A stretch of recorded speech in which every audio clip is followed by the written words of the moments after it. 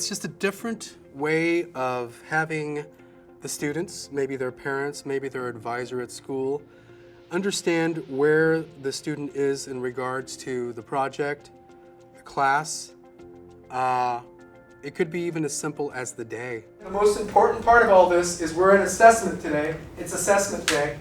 You're going to do a self-assessment, and it's based on effort and craftsmanship.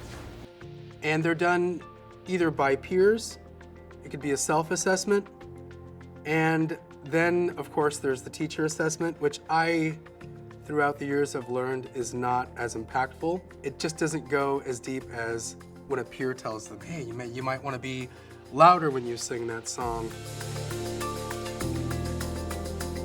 It is much more comprehensive than a letter grade.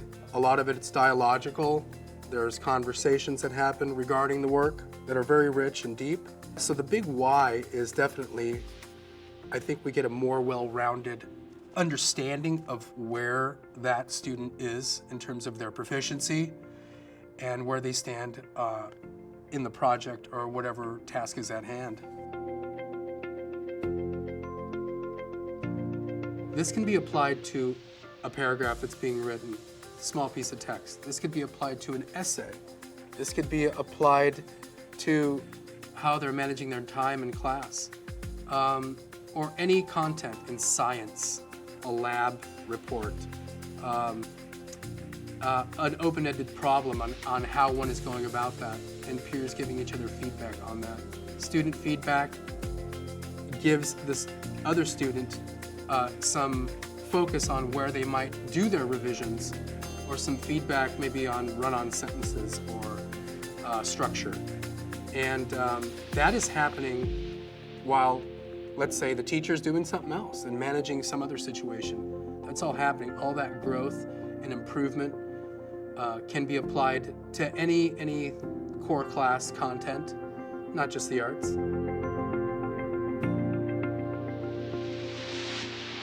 Have a student facilitator. Have a student be in charge as much as possible, taking questions, reminding them that we lead off with warm feedback first, something great, a celebration about the piece, and then go into something, and with an and, that we also incorporate the and word. And, you know, your volume could have been a little louder on that one. And then we also, one of the norms is thank you. And I bring that from the theater world. Thank you, just when you receive the note.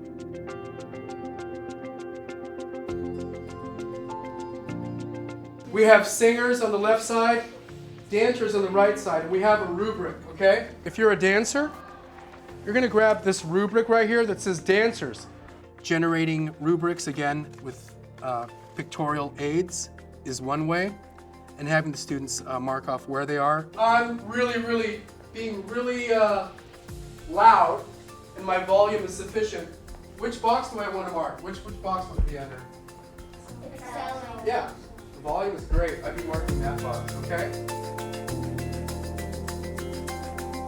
And a very, very important part would be goal setting based on the information that the students got in terms of their peer assessments, self-assessments, and teacher input as well.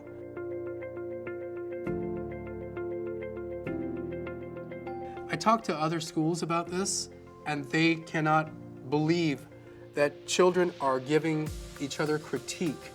How can that happen? That must be so hard. It really isn't. It's just establishing the guidelines, which is any critique given has to be kind. It has to be kind. It has to be helpful, and it has to be specific. We call it K.H.S. I want to make sure that we cover K.H.S. What does that stand for?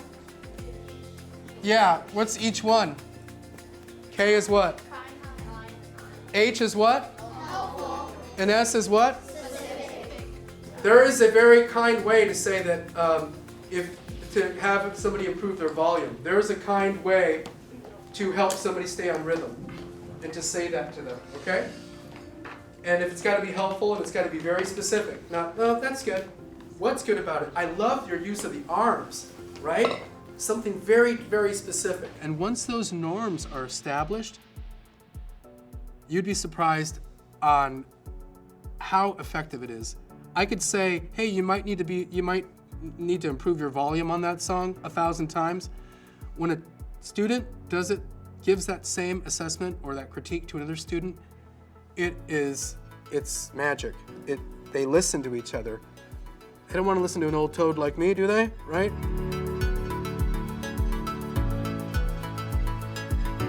I do have, at the culmination of a project, we do a long written assessment that is based on the same what we call the 4 pillars, which are creativity, effort, risk-taking, and craftsmanship. And we have them take an extensive amount of time to fill out that culminating reflection or assessment. However, if we listen to a song, it might be just as simple as like, on a note card, tell me what instrument stuck out to you the most. Just a quick write, if you will, after a task. In terms of the frequency of them, I could see it happening bi-weekly. In their core classes, they do a Friday reflection a lot of the times at the end of every week. I like to do every 2 weeks. However, I don't rule out anything in terms of project-based learning and how we move things around. We try to be flexible. If something is just in the moment, I feel like, wow, I'd like for them to do a quick write on this, I'll just pass out some note cards really quick. And that actually could end up being the biggest part of the learning for the day. Just that little quick write at the end of the day where they're thinking about what they're being challenged with or where they'd like to head with what's going on.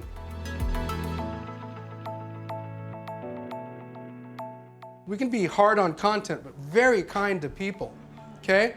I'll be honest with you, it makes my job a lot easier when you guys assess yourselves. It's a lot less work for me, and I seem to get more information.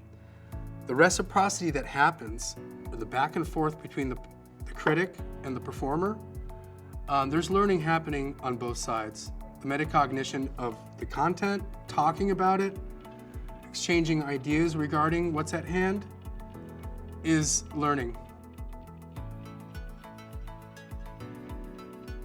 Talking is learning. Talking is learning, and when they're talking to each other, they're learning. That is really one of the benefits of just the dialogical piece of it, as opposed to getting 1 letter grade from an instructor.